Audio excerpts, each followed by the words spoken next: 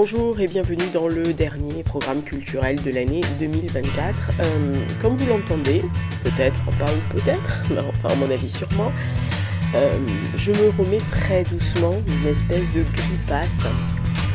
Fois je ne sais pas quoi, fois je ne sais pas quoi. J'ai été testée, donc c'était ni la grippe ni le Covid, mais d'une espèce de virus, mais alors d'une virulence, j'ai rarement eu un truc comme ça, qui me gonfle depuis à peu près un mois et demi, on va dire depuis fin octobre, et qui m'a attaqué, on va dire attaqué, qui m'a attaqué vraiment début décembre, voilà, mais vraiment qui m'a foutu au tapis. Et donc je me relève juste doucement, c'est-à-dire que quand vous entendez vous ce podcast, enfin l'audio, on va dire avec les images pour la vidéo, mais quand vous entendez l'audio, je suis pas encore sortie de l'affaire, je viens de me taper des antibiotiques, j'ai de la ventoline cortisone pendant 30 jours, 2 fois par jour, enfin 2 fois le matin, 2 fois le soir quand même, donc bien costaud, et j'ai du mal à avancer. Alors mon cerveau a repris le dessus avant-hier soir, c'est-à-dire que tout le reste suit pas. Oh non, ça non, faut pas trop me demander des trucs.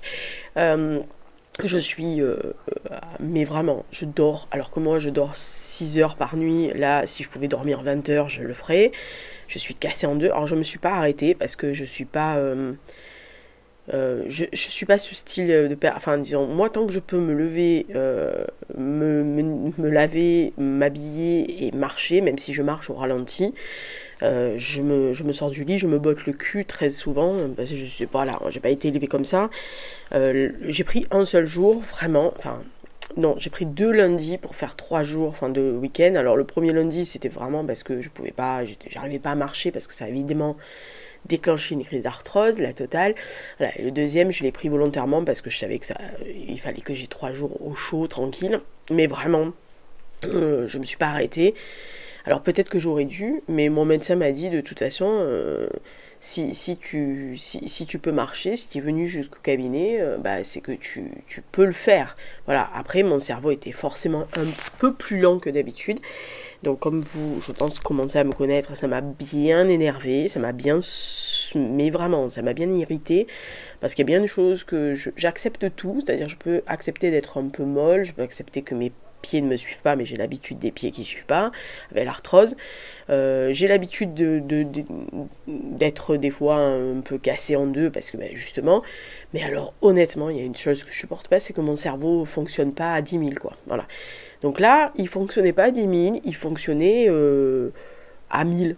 Voilà, alors 1000, vous me direz, c'est peut-être très bien et c'est ce que tout le monde utilise tous les jours et pas moi. Voilà, donc moi il faut qu'il ait plusieurs choses à faire et là il pouvait faire qu'une chose à la fois. Voilà, c'est pas multitâche. Donc aujourd'hui il est toujours pas multitâche, mais il arrive à réfléchir. C'est-à-dire que ce matin je me suis dit le cerveau réfléchit, c'est mieux, c'est bien. Voilà, donc la voix c'est pas encore ça. Je prends en compte des quintes de tout. J'ai encore le nez complètement bouché. Enfin, pas complètement. Non, il y a une narine qui est débouchée. Ah, c'est bien. Voilà, bon, j'en ai une sur 2, c'est déjà pas mal pour respirer. Voilà, donc j'ose espérer que ça va s'améliorer. Voilà, j'enregistre actuellement, donc il est le 16 décembre, le jour où j'ai pris la journée.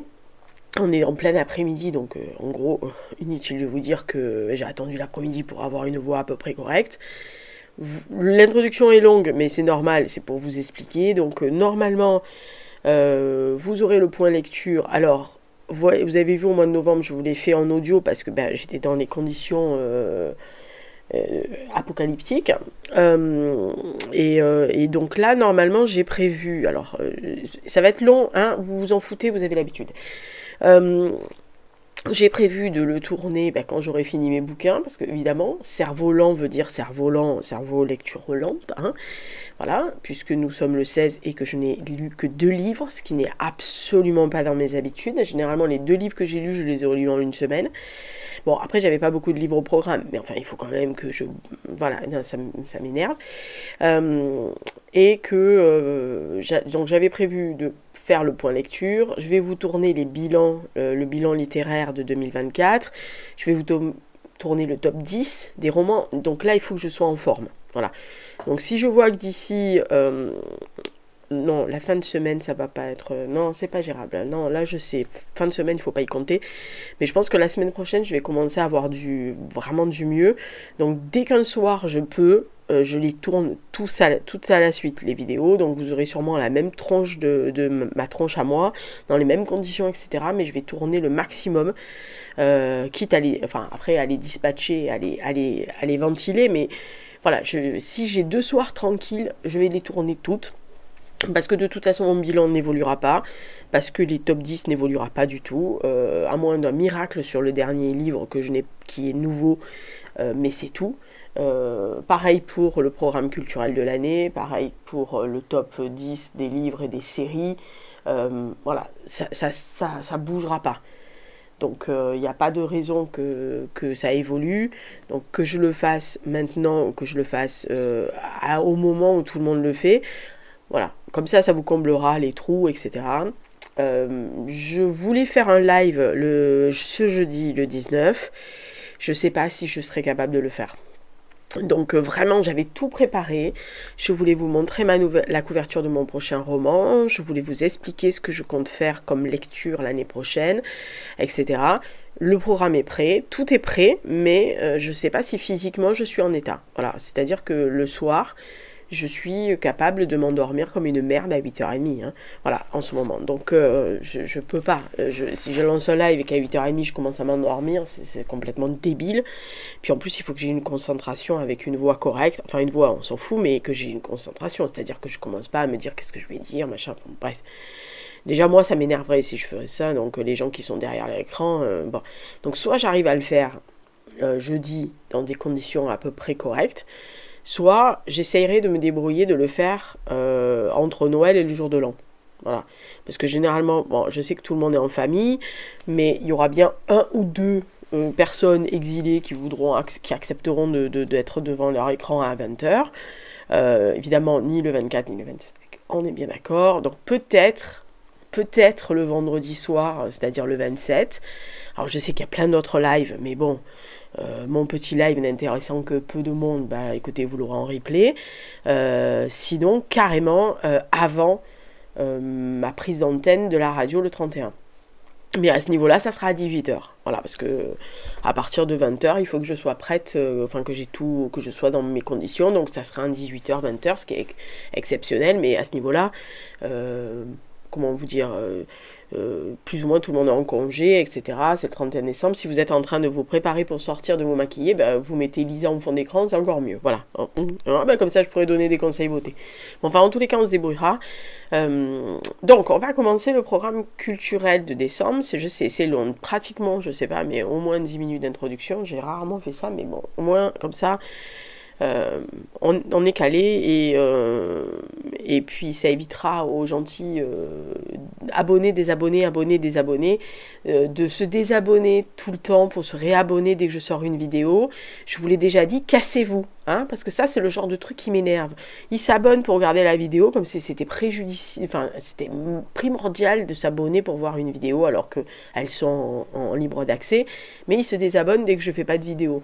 Si vous n'êtes pas content, allez vous faire foutre, quoi. Qu'est-ce que vous voulez que vous dise? C'est pas parce que mon cerveau est lent que j'ai pas envie de vous envoyer bouler. Et j'en ai bloqué quand même pas mal, hein, donc je vous le dis. J'ai réussi à en bloquer. Je savais pas qu'on pouvait le faire. Je les ai bloqués. Voilà. Tant pis pour vous si c'était un geste mal maîtrisé de votre part. Ceux qui se sont désabonnés les 3 dernières semaines en se réabonnant après chaque vidéo et en se redésabonnant après chaque vidéo, je vous ai bloqué, tant pis pour vous. Alors, je retenais à remercier toutes les personnes qui ont regardé les programmes culturels de l'année, qui ont mis des commentaires, surtout sur ce truc-là, parce que, voilà, je sais que ça fait pas beaucoup de vues. Alors, plein de gens me disent, qu'est-ce que tu regardes? Et puis, quand je fais une vidéo, personne ne la regarde. Mais ça, c'est le jeu des médias, hein. Tout le monde veut tout savoir sans rien regarder. Donc, au programme de décembre... je dois avouer que c'est grâce à mon cerveau lent, à ma condition à la limite du sapin, hein, enfin de la boîte en sapin, parce que j'étais tellement affalée sur le canapé et dans le lit que voilà, il fallait que je regarde quelque chose. Alors, Hippocrate, j'ai 4 séries, dont une qui est en cours, parce que tout simplement parce que je ne l'ai pas regardée jusqu'à la fin, parce que physiquement, je vous dis, alors là, quand j'ai morflé la semaine dernière, donc là, la semaine dernière, le seul truc que j'ai regardé, et je ne l'ai pas fini, et vous allez comprendre comment mon cerveau et comment je pouvais être fatiguée, parce qu'il y avait il y a le documentaire de Blur sur MyCanal qui s'appelle To the End, pour que moi, je ne regarde pas un documentaire sur Blur en entier. Vous imaginez bien à la condition que je pouvais être. Hein. Voilà, je n'ai pas fini, je me le ferai pour Noël. Voilà. Donc, il y a 4 séries, dont une qui est en cours. Alors, la première série, c'est Hippocrate. Saison 3, donc je vous invite à aller voir les 2 premières. Alors, la saison 3, on est en été. Suite à la saison 2 et au Covid, enfin qui se terminait sur le début du Covid, donc on a compris que il y avait eu le Covid qui était passé par là, qui a épuisé tout le monde, ressources et gens compris. Donc sur décision des autorités sanitaires, en fait, il y a de nombreux services hospitaliers qui ont été fermés et ceux qui restent sont surchargés évidemment.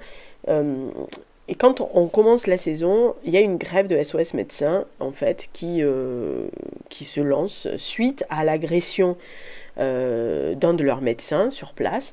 Et donc évidemment, ça laisse toute une population qui avait l'habitude de les appeler sans soins, qui se réfugie où aux urgences. Super, voilà. Donc les patients affluent, les tensions sont palpables, et l'hôpital Poincaré, donc, où nous sommes depuis la première saison, les soignants, ils en ont marre, ils sont fatigués, puis en plus ils voient que les consignes sanitaires des autorités ne sont pas tenables, et qu'il faut, il faut faire quelque chose, et donc certains médecins décident de désobéir. Alors, la scène d'ouverture est avec celle qu'on suit depuis le début, qui est interne, qui est médecin maintenant, Alison, qui est donc qui travaille pour SOS Médecins, qui se fait littéralement agresser par la famille d'un jeune patient pour lequel elle a été appelée dans une cité, qui est en train littéralement de mourir, mais voilà, ils sont tous là dans l'appart, ils comprennent pas que personne ne vient les chercher, dès qu'elle leur dit qu'elle n'a pas d'ambulance, ils l'agressent verbalement et puis après un peu physiquement.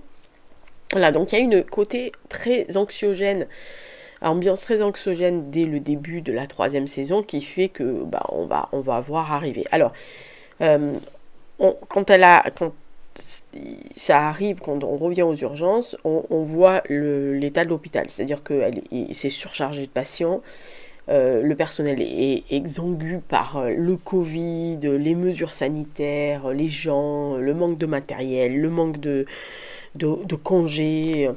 Parce qu'il faut quand même le rappeler, pendant les très longs mois de Covid, voire années, le personnel a rogné quand même beaucoup sur ses congés pour essayer de tenir l'hôpital. Voilà, donc cette agression, déjà, nous on arrive sur l'hôpital qui est... Voilà, les urgences sont réduites à peau de chagrin, puisqu'elle ferme à 20h, et donc il faut tout de suite soigner et renvoyer sur les maisons médicales, les docteurs de ville, etc., tous ceux qui ne sont pas urgents.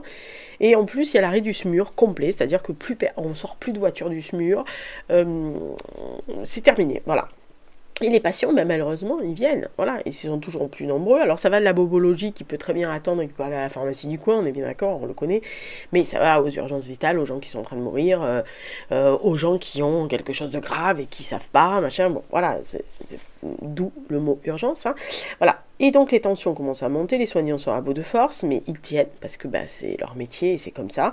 Et donc, Chloé, que l'on retrouve, va décider, ses amis, donc Arben, Alison, Hugo et le petit ami de Alison, Gilles, qui lui alors est un ophtalmo qui travaille dans le libéral et qui tombe, du privé, et qui tombe du nid, mais très haut du nid, en voyant les conditions de travail. Et donc en fait, il pointe ce qui ne va pas, mais alors que tout le monde sait ce qui ne va pas. Mais lui, il débarque, donc on a la vision, alors pas du Candide, mais on a une vision extérieure de peut-être les gens qui n'ont pas l'habitude de travailler dans les hôpitaux, qui ne connaissent pas les hôpitaux et qui comprennent pas quand ils arrivent et qui disent ah, mais vous avez vu le monde qu'il y a, mais comment ça se fait, mais et pourquoi vous demandez pas ça? Parce qu'on a demandé, on nous a dit non, chaton, sinon on l'aurait fait déjà.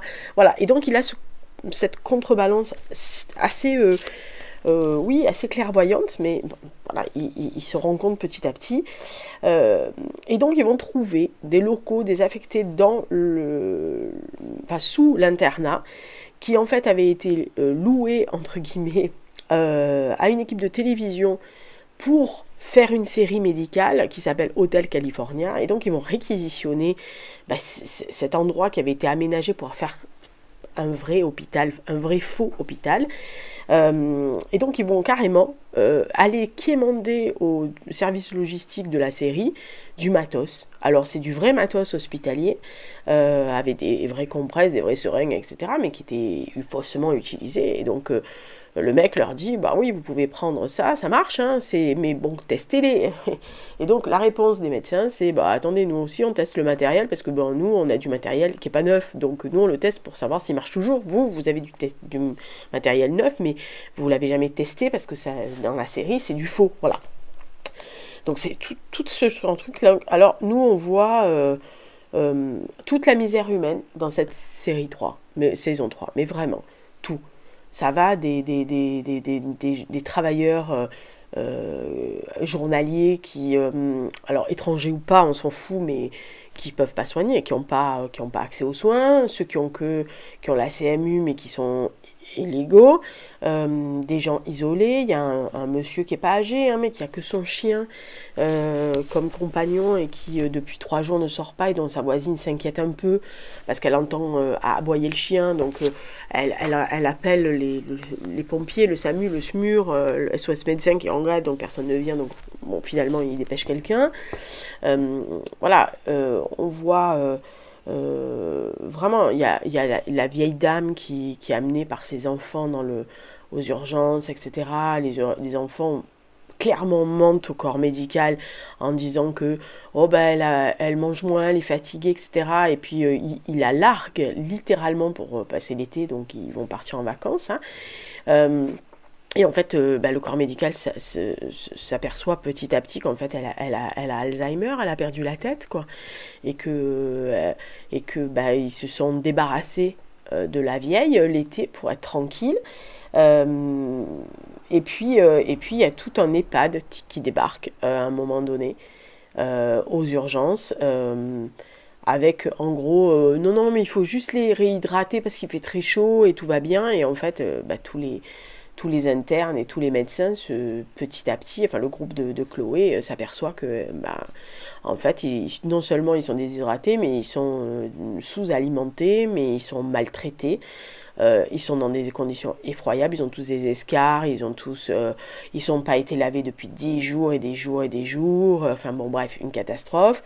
Donc il faut prendre des conditions, enfin c'est des conditions, c'est vraiment la mise, cette saison-là, outre la misère logistique et hospitalière, de l'argent ou en tous les cas des conditions de travail aussi, mais c'est aussi la misère humaine. Voilà, ils ont touché, enfin la série touche à toutes les strates de la population, de la misère complètement humaine. Voilà.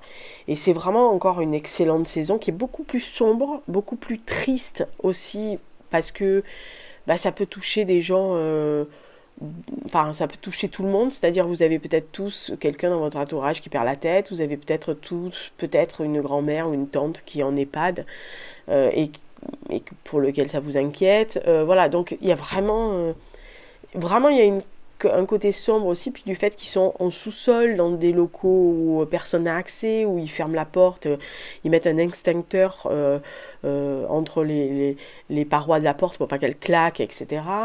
Et puis chacun se débat avec ses problèmes personnels. Arben a un problème avec son papa, Chloé elle s'est résignée au fait qu'elle ferait jamais carrière, et donc c'est pour ça qu'elle prend la tête de cette désobéissance, parce qu'en fait elle sait très bien qu'elle aura pas de carrière avec la main qu'elle a, donc elle a rien à perdre. Voilà. Et donc vraiment, il y a, ça peut paraître très inhumain quelquefois des décisions des chefs de service, notamment des spécialités qui envoient bouler hein, le chef des urgences en lui disant mais moi j'ai pas de lit, il lui dit mais là celui-là, ah non moi je le garde, c'est mon lit, on a dit qu'on fermait à 20h, on ferme à 20h.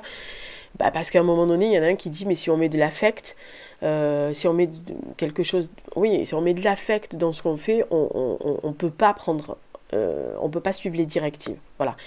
Et il y en a un autre qui lui dit ouais mais le corps, enfin le principe de notre travail, de notre fonction, de notre boulot de médecin, d'infirmière et d'aide-soignant, c'est l'affect. Voilà, et c'est là, c'est d'aimer les gens et d'avoir de l'empathie avec les gens. Si on n'a pas d'empathie avec les gens, on ne fait pas ce métier.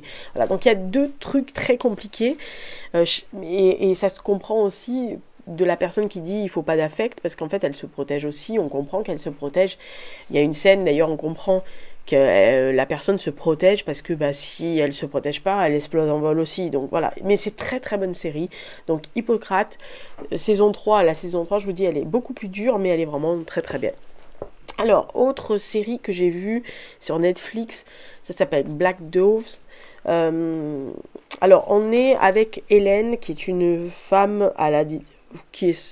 qu'on nous dit à l'identité secrète, qui est mariée avec un ministre, un secrétaire d'État britannique, et qui en lice pour être le futur Premier ministre, enfin qui pourrait éventuellement. Elle a une liaison avec un jeune homme, Jason, et celui-ci est abattu en plein centre-ville de Londres, sur un banc, etc. Et à partir de ce moment, en fait, les employeurs d'Hélène, et c'est ce qu'on comprend, elle travaille pour une organisation secrète, on va dire de tueurs à gages, pas forcément des tueurs à gages, mais en tous les cas d'agents secrets, très secrets, mais pas qui font pas partie du gouvernement. Elle va décider de venger son amant et donc on va lui adjoindre son vieux pote Sam qui s'était exilé depuis des années et on comprend après pourquoi il s'est exilé pendant des années parce qu'il y a pas mal de flashbacks dans la série et donc voilà, on essaie de comprendre pourquoi ce mec a été tué puisque visiblement c'était un mec lambda, un salarié de gouvernement lambda. Même s'il avait une liaison avec elle, bah pourquoi il l'aurait tué, puisqu'en fait, en gros, c'était plutôt elle qu'il fallait tuer, pas lui. Voilà. Alors, moi, je ne suis pas une grande fan de Keira Knightley, mais vraiment pas. Je trouve qu'elle joue toujours de la même façon, et là, elle m'a pas démontré le contraire. Hein. Elle a toujours 2-3 expressions et elle utilise que ça.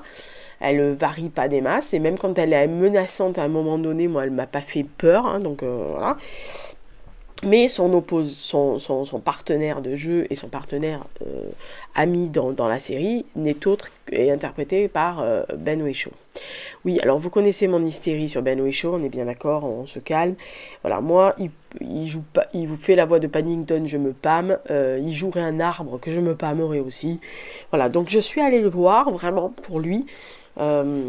Vraiment que pour lui parce que s'il y avait eu que Keira Knightley honnêtement j'allais pas voir. Alors la série se laisse regarder, alors je vous le dis tout de suite hein, vraiment la série se laisse regarder, il n'y a rien de nouveau sous le soleil, vraiment moi je vous préconiserais si vous aimez ce genre de truc espionnage à Londres et que ça, je vous l'ai déjà dit plusieurs fois, d'aller voir Slow Horses, qui est largement, très largement supérieure à celle-là. Parce que moi, dès le début, j'ai eu du mal à croire que Keira Knightley, le personnage, hein, pas elle, bien sûr, pouvait être cette fille badass, gros muscles, tueuse, complète, qui va se venger d'un mec, en fait, de son amant, qu'elle connaît depuis, quelques semaines. Dont elle est folle amoureuse, dont elle voulait visiblement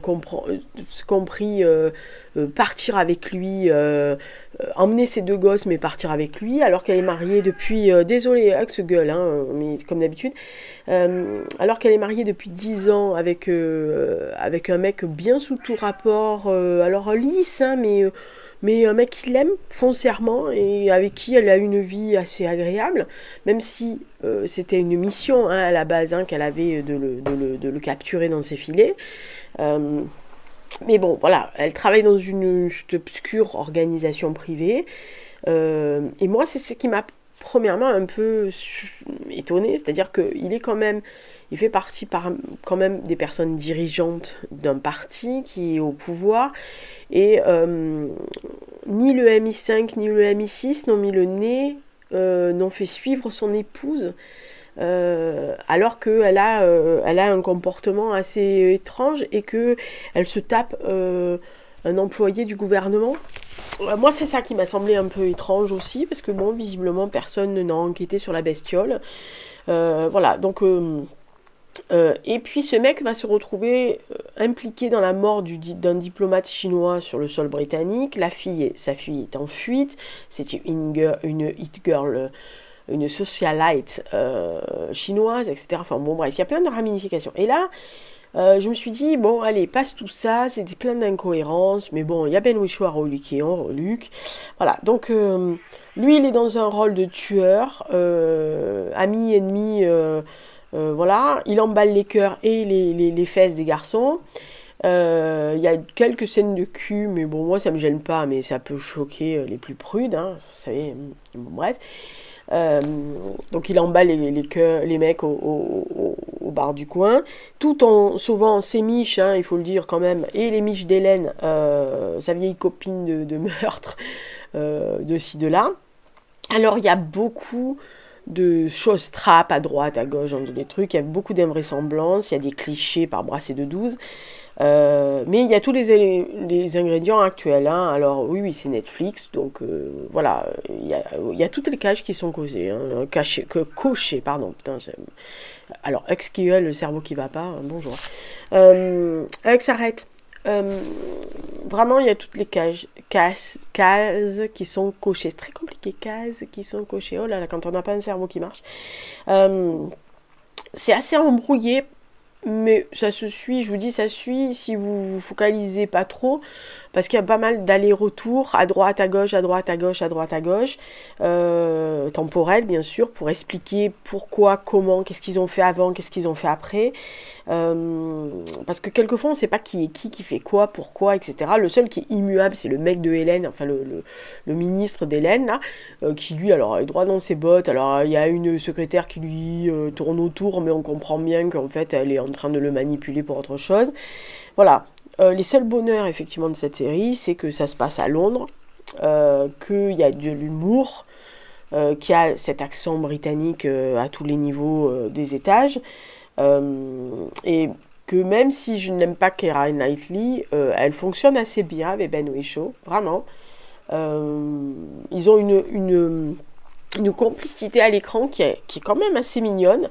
Ils ont dû un peu la travailler sûrement, enfin après vous me direz c'est leur boulot d'acteur, mais il y a une complicité quand même, il y a quelque chose, il y a des seconds rôles qui sont quand même assez caricaturaux, mais qui sont assez marrants. Les deux tueuses à gages là, sont un peu allumées des fois. Voilà, il y a une chef de la pègre, enfin d'une organisation de tueurs à gages, qui fait pas, quand vous la voyez, elle fait 1m12 pour 12 kilos, mais elle est aussi terrifiante que si elle en faisait 2 mètres pour 200 kilos. Donc voilà, il y a des petites choses comme ça. Sinon, le reste, ça se regarde sans concentration, la preuve, hein, puisque mon cerveau en entier. Voilà, c'est une série oubliable. Vous la regardez, vous passez un petit moment sympa sans vous poser trop de questions. Je vous dis, si vous allez au-delà, enfin, vous passez comme moi au-dessus des invraisemblances, des clichés, des trucs qui collent pas. Vous regardez ça, c'est sympa. Moi, j'ai regardé en VO. Alors moi, j'avais un grand avantage, c'est-à-dire que je me suis pâmée sur tous les 6 épisodes sur Ben Whishaw, toutes les 5 minutes, même quand il est dans des positions absolument débiles, ou qu'il s'est fait casser la tronche, ou je le trouve beau. Donc sous toutes les coutures, on est bien d'accord. Voilà. Donc, mais sinon, série oubliable, hein, dommage. Mais je l'ai mis dans le point culturel parce que c'est quand même 2 acteurs anglais majeur. Je sais qu'il y a beaucoup de fans de Keira Knightley. Voilà, donc je me suis dit, ça peut faire passer ces 6 épisodes. Vous dites, c'est bien foutu. Si vous posez le cerveau un peu et que vous cherchez pas, vous grattez pas trop les choses qui vont pas. Voilà, ça suit. Voilà. Les deux derniers, enfin le dernier épisode est moins moche que ce que j'allais penser. Je me suis dit oh là là, ils vont me sortir un truc de derrière les fagots. Bah, le dernier est moins cucu la praline que j'ai vue, et la dernière scène est très film de Noël british. Voilà, c'est très Keira Knightley la fin. Voilà, mais non mais sérieux. Mais honnêtement, voilà, la fin est conforme à la période et conforme à ce qu'on peut imaginer quand on a Keira Knightley et Ben Whishaw à l'écran, quoi. Voilà, donc pour ça, ils ont été pas trop moches. Autre série que j'ai vue et j'ai eu beaucoup de mal à la voir, je vais vous expliquer. Je vais essayer de vous expliquer sans pleurer, ça va être très compliqué déjà. La série, bah, vous voyez à l'écran, c'est Senna. Elle est sur Netflix. C'est évidemment le portrait du pilote de Formule 1 brésilien Ayrton Senna, enfin Ayrton da Silva, Senna da Silva, plus exactement. Donc on le suit de ses premières années à Sao Paulo en kart, quand on lui offre sa première boîte à savon de kart.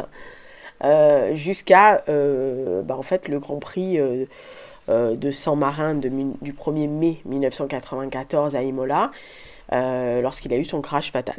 Voilà. Donc, alors ceux qui savent, hein, je suis une grande fan de Formule 1 depuis 1977, grâce principalement à mes grands-pères et à mes oncles, notamment un de mes oncles Yves qui regardait ça avec son frère, et donc moi j'étais installée sur les genoux de mon grand-père ou de mon oncle pour regarder les Grands Prix de Formule 1 qui passaient à l'époque sur les chaînes, je crois que c'était la première chaîne en tous les cas, le dimanche après-midi, donc pendant que les femmes faisaient la vaisselle. Ah oui, ou qu'ils avaient fini d'essuyer, parce que les femmes faisaient la vaisselle et ils essuyaient, eux ils regardaient la Formule 1, voilà. Donc les vieux cousins, tout ça, c'était nos trucs de dimanche après-midi. Et mon premier grand crush, alors pas crush amoureux, hein, on est bien d'accord, mais crush de pilote, que j'aimais bien voir courir, c'était Niki Lauda.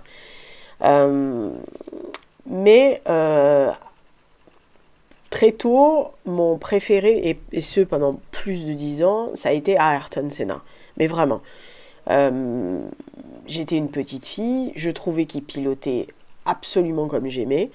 En fait, il était à la fois téméraire, mais à la fois, c'est ce que nous on voyait sur les images, à la fois extrêmement précautionneux. On avait l'impression qu'il connaissait chaque détail de la piste, ce qui était vrai d'ailleurs, hein, dans la réalité c'est ça, hein, c'est qu'il connaissait les circuits par cœur, le moindre gravillon il connaissait, d'ailleurs il allait repérer généralement les circuits, chaque circuit faisait le tour en palpant l'asphalte, etc., pour voir s'il n'y avait pas un dénivelé qu'il n'avait pas vu ou quelque chose qui avait changé. Donc c'était vraiment quelqu'un qui avait une déontologie, et puis il avait quelque chose que j'ai repéré assez vite, c'est qu'il était droit dans ses bottes. C'est-à-dire que c'est quelqu'un qui biaisait pas. Il préférait perdre une course, il préférait d'ailleurs perdre un championnat du monde, ce qui lui est arrivé, mais sans lécher le cul aux autorités de la FIA ou quoi que ce soit. Et honnêtement, pendant jusqu'à sa mort, et encore maintenant, c'est quand même un de mes pilotes chéris. Alors vous savez que j'adore Lewis Hamilton depuis, oh là là, je suis... où je suis pas, il faudrait que je me rappelle de combien de temps ça fait maintenant Lewis Hamilton, mais c'était sa première année en Formule 2. Donc pour vous dire que ça date de quelques années, oh là mon Dieu. Bon bref, donc en gros j'ai eu 3 pilotes chéris dans ma vie, hein, Niki Lauda, Ayrton Senna et Lewis Hamilton, hein, qui est toujours en cours puisqu'il va chez Ferrari l'année prochaine, il va falloir que je m'y fasse à ça. Bon bref, et je dois avouer que j'avais un peu peur de voir cette mini-série sur Ayrton Senna, parce que moi j'ai vu sa mort en direct. Voilà, je me rappelle exactement l'endroit où j'étais, précisément ce que j'étais en train de faire, comment j'étais positionnée sur le canapé. Enfin, je veux dire, je me revois exactement comme j'étais ce jour-là. Quand vous avez un héros alors un héros, ça peut être un footballeur, un tennisman, voilà, vous avez un sportif que vous admirez, que vous regardez toutes ses courses, toutes les interviews. Moi, je lisais tout ce qui se passait sur l'équipe. J'avais demandé même à ma mère de m'acheter Sport Auto ou Automoto, je sais pas quoi là, quand il y avait des articles sur Senna, donc on en était à ce niveau-là. Euh, je me suis dit, je vais pas y arriver. Voilà. Après, j'ai su en creusant que cette série avait été adoubée par sa sœur Viviane, qui est vraiment la gardienne du temple de la fondation qu'il avait créée, qui est vraiment la gardienne du temple de son frère, c'est-à-dire qu'elle ne fait rien pour enjoliver, mais elle ne fait rien pour... elle fait tout pour faire très attention à l'image de qui était vraiment son frère, et elle a raison. Et en fait, dès les premières images, je me suis mise à pleurer, parce qu'en fait, les premières images, c'est quand l'acteur qui joue Senna, mais on le voit de très loin, donc je vais en parler après, mais de loin il fait très très illusion. On le voit marcher sur l'asphalte en fait d'Imola, et de mettre la main sur l'asphalte à l'endroit précis où d'ailleurs il sortira le dimanche et se mettra dans le mur. Et juste après, c'est les vraies images du crash qui sont utilisées. C'est-à-dire on voit la voiture de Senna tracée droit contre le mur. Voilà. Et là, je me suis dit, je vais pas y arriver. Mais véritablement, c'est-à-dire que physiquement, ça m'a fait mal. Donc je me suis dit, oh là là, je peux pas regarder ça. Donc j'ai arrêté. Je me suis dit, bon, le lendemain, je me suis dit, allez, regarde un épisode. Moi. Donc en fait, j'ai fait un épisode par un épisode. Et j'ai laissé passer 3-4 jours. Vraiment, et ça me fait le même effet quand il y a eu The Crown, et les 2 derniers épisodes de Crown avec la reine, après la mort de Sa Majesté, parce que quand vous avez quelqu'un que vous aimez vraiment et que vous admirez, c'est très compliqué de le voir à l'écran, alors interprété par quelqu'un d'autre en plus, mais de le voir à l'écran. Alors, je dois avouer que moi j'ai pleuré comme une madeleine, vraiment 2-3 fois, et alors la fin, le dernier épisode, les 10 dernières minutes de l'épisode, mais j'ai tellement pleuré que même mon chat est venu me mordre. Il est venu me mordre parce qu'il comprend. Alors Hux ne comprend pas quand on pleure et quand on tousse, alors lui ça l'énerve, hein. Voilà, donc quand je pleure, il vient me mordre, à l'air de dire, tu vas pleurer pour quelque chose, débile. Mais ou alors il vient parce qu'il me mord pour essayer de me... Peut-être que c'est sa façon de me remonter, j'en sais rien, mais enfin bon bref. Et mais j'étais en larmes, mais vraiment j'étais à sanglots, et sanglots, vraiment j'arrivais plus à reprendre mon souffle à la fin. Donc vraiment ça a été très compliqué. Alors l'acteur qui l'interprète est brésilien aussi. Alors il lui ressemble pas à 100%, mais il possède son gabarit, tout ce qui est au-dessus du nez et vraiment ça fait illusion avec Ayrton Senna. Le bas moins, mais dans l'ensemble, c'est-à-dire vraiment dans l'ensemble, il fait très illusion. C'est-à-dire vraiment dans ce côté, c'est vraiment son allure, sa musculature, sa finesse, sa façon de bouger. Il a pris les façons de bouger d'Ayrton Senna, et vraiment ça fait illusion. Voilà, mais vraiment. Après, si vous connaissez pas le vrai Senna et que vous l'avez vu que sur des images d'archives, que vous êtes trop jeune pour l'avoir admiré comme moi sous toutes les coutures, il va faire illusion, évidemment. Mais voilà, il fait illusion. Alors donc on suit, pour l'histoire, enfin pour la série, on suit donc Ayrton Senna da Silva, puisqu'au début il a couru sous ce nom, hein, il courait sous le nom de Ayrton da Silva, quand il était notamment en karting. Et en F2000, il a commencé à utiliser Senna quand il a quitté la 2000. Donc on le suit de son enfance à São Paulo, dans une famille qui est aisée.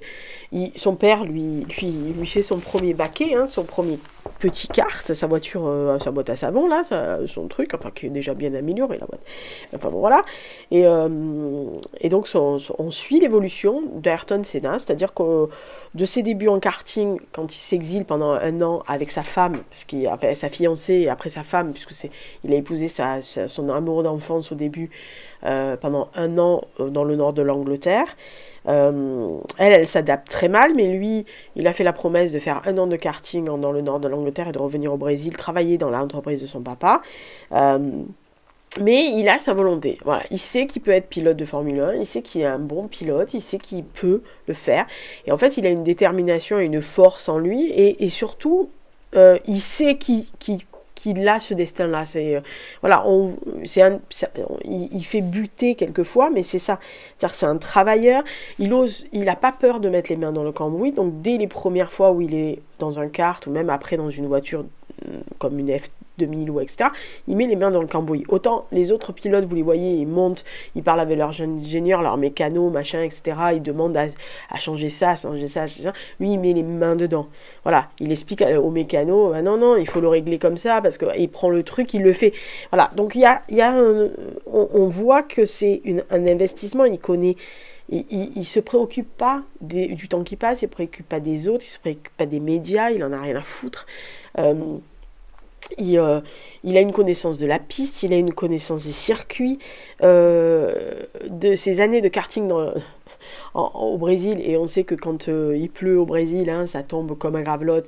Il a pris l'habitude, quand il était tout jeune, de conduire sous une pluie battante, et donc il est extrêmement bon sous la pluie.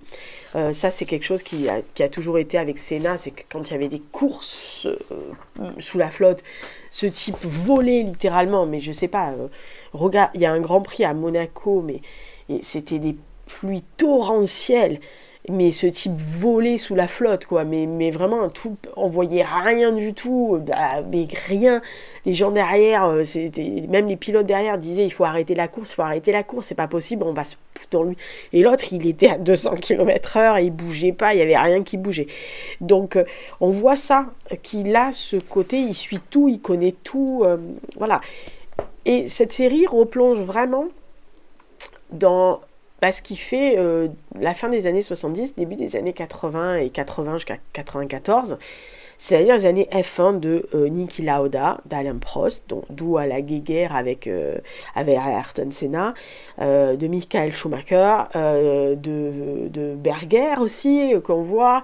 Voilà, vous voyez Nelson Piquet, tous les grands de cette époque-là, qui sont là, alors évidemment interprétés par des acteurs, mais qui voilà, on voit la rivalité entre coéquipiers, notamment donc avec Alain Prost quand ils sont tous les deux. On voit la mainmise du président de la FIFA de l'époque, qui favorisait clairement ses pilotes chouchous, notamment français, et qui prenait des décisions complètement incompréhensibles contre le cours des pilotes. On se demandait où était son intérêt pour le sport. Et il y a aussi quelque chose qui est montré chez Senna et qu'on comprenait assez vite quand on l'observait, quand on était fan de Formule 1, c'était la littéralement dévotion qu'il avait à son sport. C'est-à-dire qu'il était capable de tout sacrifier pour son sport, parce qu'il avait sa rigueur. Il avait, comme j'ai dit, cette façon de rester droit dans ses bottes, quitte à perdre un championnat du monde, ce qui est quand même colossal quand vous êtes un pilote de Formule 1, que votre rêve c'est d'être pilote de Formule 1 et votre rêve c'est d'être champion du monde. Si vous laissez filer un championnat du monde parce qu'une décision vous semble injuste et que vous ne voulez pas rentrer dans le jeu, c'est énorme. Voilà.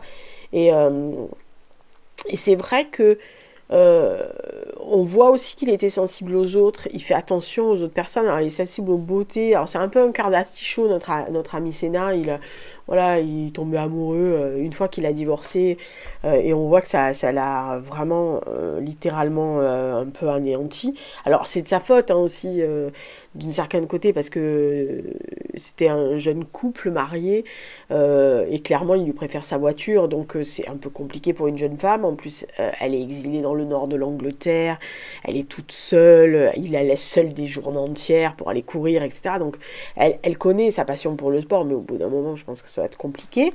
Voilà, et il avait aussi cette façon de fédérer les gens, que ce soit pour lui ou contre lui. Voilà, il a eu des problèmes de relations avec la presse. Il y avait des journalistes avec lesquels il s'entendait très bien, d'autres avec qui c'était un peu plus compliqué. Pareil pour les pilotes. Il y avait des pilotes qui l'admiraient, qui étaient très proches de lui, en tous les cas qui comprenaient ce qu'il était, et d'autres qui le détestaient par sa façon un peu butée quelquefois, et cette ce pilotage, alors que maintenant les gens diraient agressif, mais c'est un pilotage pied au plancher parce qu'il savait qu'il pouvait le faire.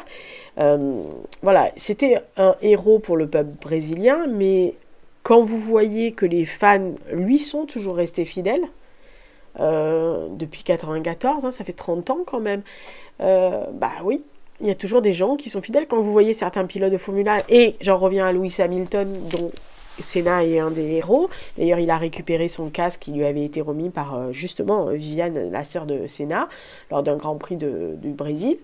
Il y a toujours des gens qui le célèbrent. Voilà, il y a toujours des gens qui vous disent, qui ont des étoiles dans les yeux quand ils vous disent « J'ai vu courir Ayrton Senna ». Voilà. Donc c'était très compliqué de regarder cette série parce que c'était difficile, mais le dernier épisode est très éprouvant. Pour quiconque a été fan d'Ayrton Senna, il l'est toujours comme pour moi, ça a été très compliqué, très très compliqué. Déjà ce week-end d'Imola, je pense que c'est celui qui m'est resté gravé. Très souvent je dis qu'il y a des choses comme ça quand on vit des drames, alors que ça soit à la télévision ou de visu, mais alors, enfin in situ, on va dire, des drames de sport, que ça soit... moi, j'ai toujours l'habitude de citer les trois qui m'ont vraiment perturbée, c'est-à-dire le Ezel, Ibero et Imola à la télévision, parce que c'est des choses qui sont... c'est marqué, voilà, c'est gravé en vous, comme tout le monde sait où vous étiez le jour du 11 septembre, où vous étiez le 13 novembre. Voilà, il y a des dates où vous savez, ou le 7 janvier 2015, vous savez où vous étiez. Voilà, tout le monde sait. Et quand vous aimez des sportifs ou des équipes de foot et que ça tombe sur ou des pilotes de Formule 1 ou de tennis, hein, je vous dis n'importe quel sport que vous aimiez, c'est très compliqué de se rappeler. Déjà, ce week-end était mal embouché, c'est-à-dire dès le vendredi, il y avait eu la sortie de route de Rubens Barrichello qui s'était massacré les mains. Et déjà, certains pilotes, dont Senna, trouvaient que les conditions de sécurité n'étaient pas respectées sur le circuit, qu'il y avait quelque chose qui n'allait pas, donc ils avaient fait remonter l'info. Évidemment, la FIA avait un peu botté en touche en disant non, c'est un super, on peut pas annuler un Grand Prix d'Imola, de San-Marin, machin, blablabla, blablabla. Enfin, vous savez le coup de les sponsors, la télé, le machin, le truc.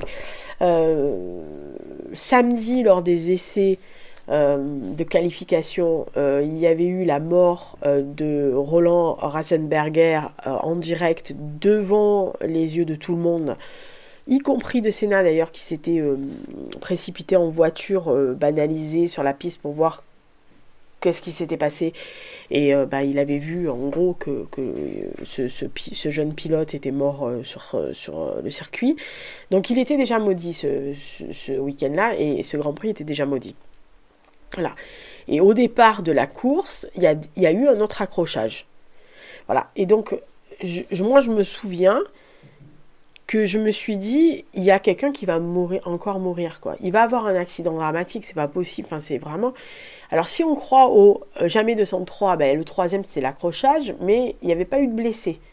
Et donc, dans ma tête, je me suis dit, oh là là, il va avoir un autre blessé sur ce putain de circuit, c'est pas possible. Voilà. Mais après, la course a commencé, donc je me souviens de ne pas avoir... craint que ça soit Senna. Moi, je pensais que c'était des jeunes pilotes qui allaient se mettre dans le mur parce que vraiment, il y avait un truc qui allait pas. Et je dois avouer que les images d'archives qui sont montrées dans la série, de l'impact du choc et de la façon dont la voiture a fait la toupie comme ça, c'est toujours traumatisant. L'avoir vu en direct, moi quand j'ai vu qu'il allait dans le mur et la façon dont la voiture a rebondi, dont la voiture a fait cette espèce de toupie et dont la tête de Senna a bougé comme ça de droite à gauche, moi je me suis dit il est mort. Mais vraiment, alors sur les images d'archives, on le sait après, c'est-à-dire que les commissaires de course n'ont pas voulu dire qu'il était mort sur place, pratiquement, etc. Mais moi je me souviens, à l'époque il n'y avait pas de téléphone portable, mais j'avais appelé sur du fixe un copain qui regardait aussi les trucs de Formule 1 et Et je lui avais dit, il est mort, Senna. Et il m'avait dit, mais non, regarde, sa tête a bougé. Et moi, je lui ai dit, non, mais tu as vu où il a pris le mur, quoi. Voilà. Et j'avais encore dans la tête Ratzenberger. Et je me suis dit, il a pris le mur un peu comme ça dans l'autre. Enfin, c'était dans une courbe. C'était pas dans le même virage, mais c'était différent. Mais voilà. Et moi, j'avais cette empreinte-là dans ma tête. Et je me suis dit, oh, mon Dieu, mais voilà. Et je vous assure, quand ils ont annoncé que Senna était mort, mais j'étais dans un état, mais voilà. Et là, j'ai ressenti exactement la même chose. Voilà.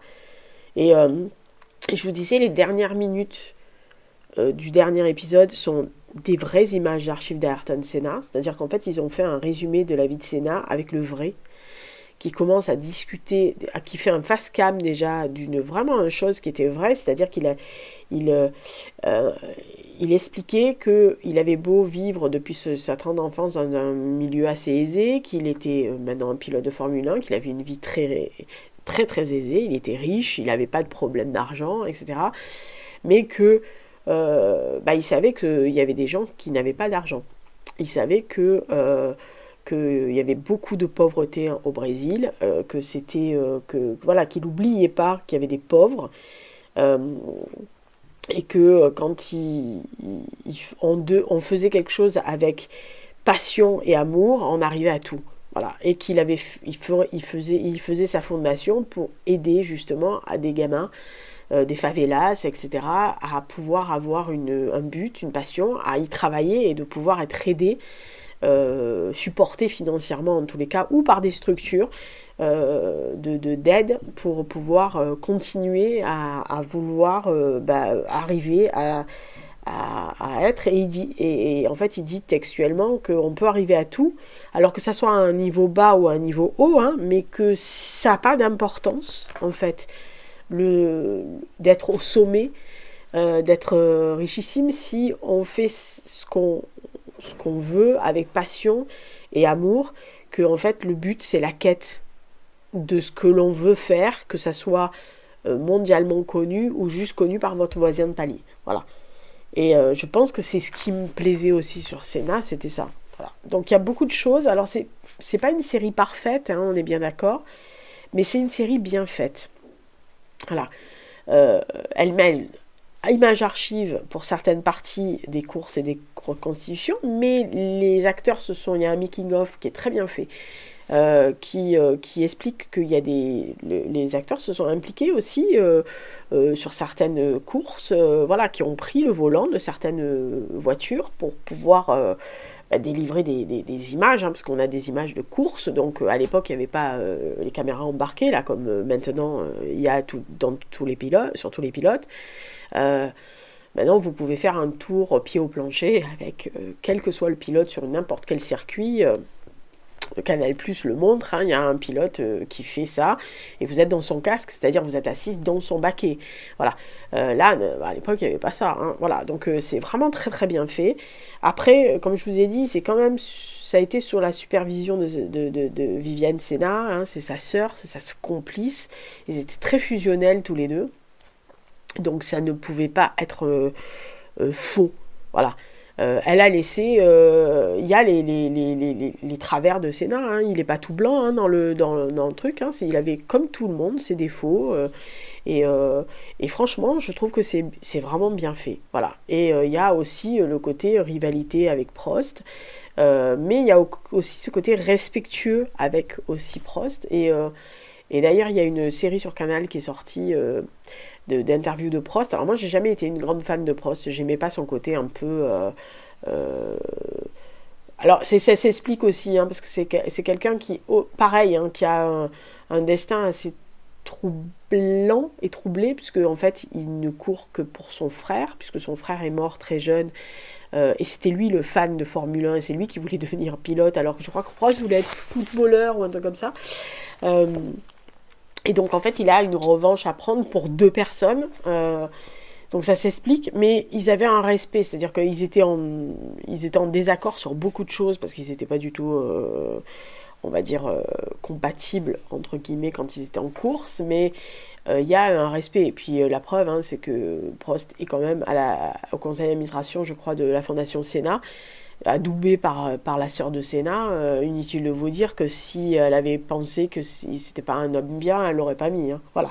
Donc franchement, voilà, c'est une série. Si vous aimez la Formule 1, ou si vous voulez savoir qui était Ayrton Senna, surtout n'hésitez pas. Voilà. Et donc la dernière série, et on finira par celle-là, elle est en cours, hein, parce que j'ai du mal à la regarder. C'est pas parce que je n'aime pas, c'est que... c'est comment ça, ouais, c'est Star Wars Skeleton Crew, donc c'est sur Disney+. C'est une série qui se déroule avant Ahsoka. Bon, celle-là, elle est... comment dire, bon, celle-là, ne la regardez pas, c'est pas la peine. Et après le retour du Jedi, ça, vous pouvez regarder. Voilà. Alors, évidemment, vous allez me dire, oui, mais... Ah bah oui, mais... Parce qu'il y a Jude Law. Oui, ah bah oui, voilà. On est... Parce que moi je dois avouer que ce que Disney fait de Star Wars, ça me... Voilà. Il y a très très peu de choses qui sortent. Hein. Mandalorian Andor, voilà, qui est sorti bien. Rogue One, nickel.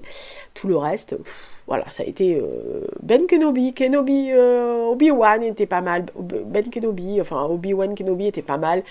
C'était plus du fan de service, c'était mignonné, etc. Il n'y avait rien de révolutionnaire dedans. Mais de voir Ewan McGregor et Hayden Christensen ensemble sur des scènes, moi, ça a fait mon bonheur. Hein, voilà. Donc là, je partais avec un truc... Voilà. Tout ce que je peux vous dire, c'est que vraiment, il faut garder son âme d'enfant pour regarder Skeleton Crew, premièrement. Deux, si vous connaissez...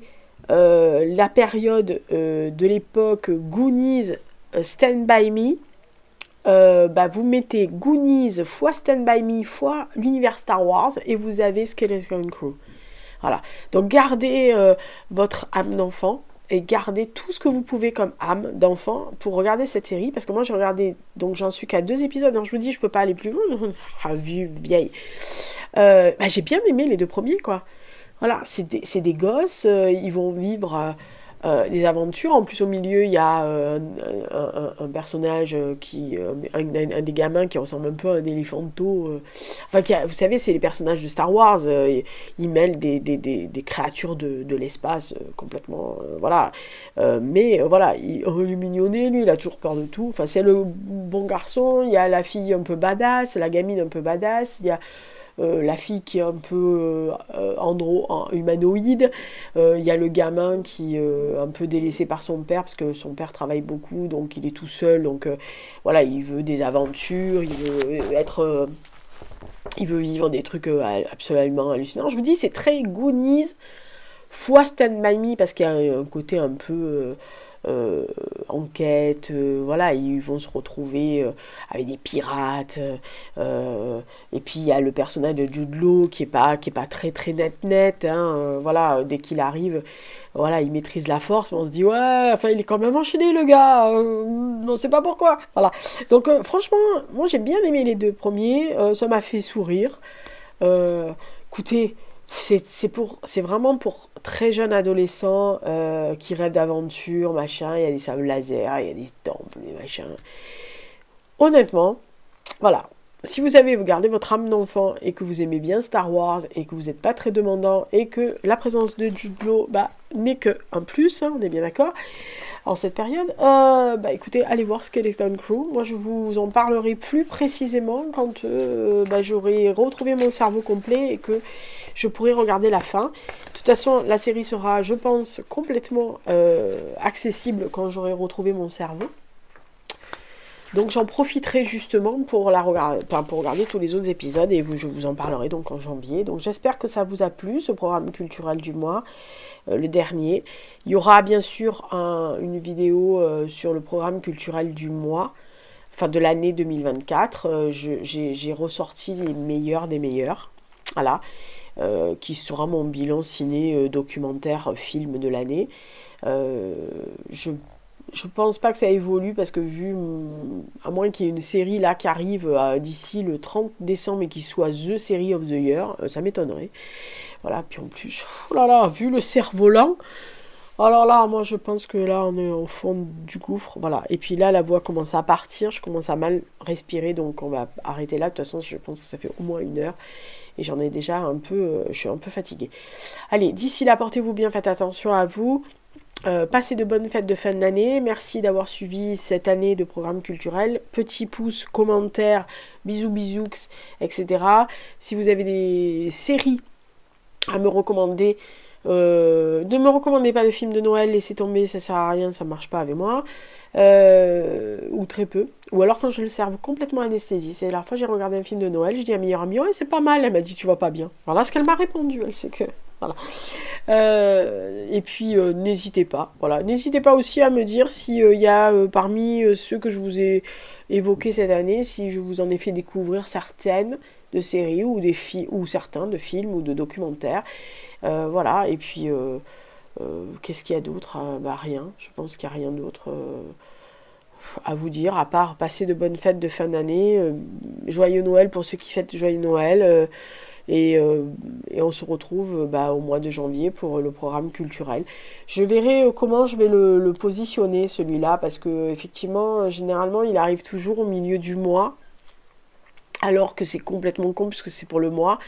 Donc peut-être que je vais le basculer, je vais peut-être faire, vous savez, M+1, c'est-à-dire que je vais laisser passer le mois, je vais faire le programme culturel en premier, et je passerai peut-être la pile à lire du mois, peut-être juste avant le point lecture du mois en cours. C'est très compliqué ce que je viens de dire. Même moi, j'arrive pas à comprendre. Voilà. Style, je peux mettre parce que je vais pas forcément faire ça tous les mercredis. Je vais voir comment je vais organiser ça. Parce que je me dis que mercredi, c'est selon mes sorties. Ça vous fait, vous, un repère, parce que vous dites tous les mercredis elle sort une vidéo, mais en fait c'est pas raccro quelquefois avec les dates, vous voyez ce que je veux dire. Quelquefois le dernier mercredi du mois, il me reste encore 5 jours ou 6 jours de lecture, donc le point lecture c'est complètement con de le sortir, surtout, bon, sauf si j'ai lu tout, mais c'est idiot.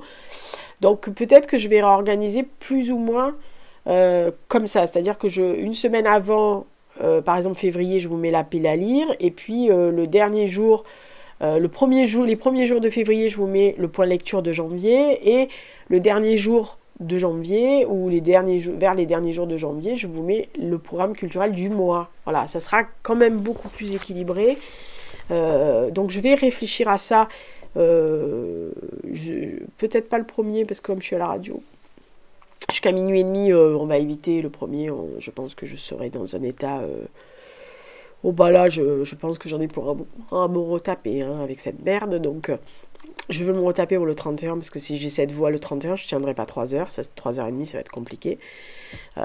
Donc voilà, je vais y réfléchir. Et puis, je vous ferai ça. Je pense que je ferai sûrement un post sur la communauté YouTube pour vous dire comment je vais découper ça pour que vous puissiez savoir et que vous puissiez vous organiser. De toute façon, vous avez qu'à mettre, alors je rappelle, sauf aux crétins qui se désabonnent toutes les 5 minutes, si vous êtes abonné, vous activez la cloche. Voilà, et comme en activant la cloche, vous savez s'il y a une vidéo qui est sortie ou qui est à sortir, si je la mets en avant-première, vous ne louperez aucune vidéo. Voilà. Mais de toute façon, je vais me débrouiller pour essayer de voir un truc un peu cohérent. Voilà. Allez, d'ici là, bisous, bisous, bonne semaine, bonne fin d'année, prochaine vidéo, je ne sais pas ce que c'est, super, j'en sais rien. C'est les bilans, voilà, c'est les bilans, donc il n'y aura pas forcément de vidéo le 25 décembre, c'est un mercredi, c'est Noël, voilà. Peut-être que je sortirai peut-être que je vais sortir une petite vidéo de 5 minutes, en mettant toutes les photos que j'ai passées sur les stories Instagram des crèches, des machins comme ça. Voilà, ça va durer même pas 3 minutes, mais ça sera pour vous souhaiter un joyeux Noël. Et donc le 1er janvier, il y aura sûrement au moins une vidéo de bilan, voilà, à regarder. Voilà. Donc, prochaine vidéo renormale, à partir du 2 janvier, je vous mettrai forcément la pile à lire, etc. Mais il y aura pas mal de bilans à sortir, donc d'ici au moins jusqu'à la mi-janvier, vous aurez quand même pas mal de vidéos. Peut-être de visu si je suis toujours vivante, mais non, de visu, je vais essayer d'en tourner le plus possible, comme ça vous aurez un peu. D'ici là, bisous, bisous. Je retourne à mon mouchoir, à mon truc là, à mon inhalateur, et à ma couverture, sinon je vais crever. Ciao!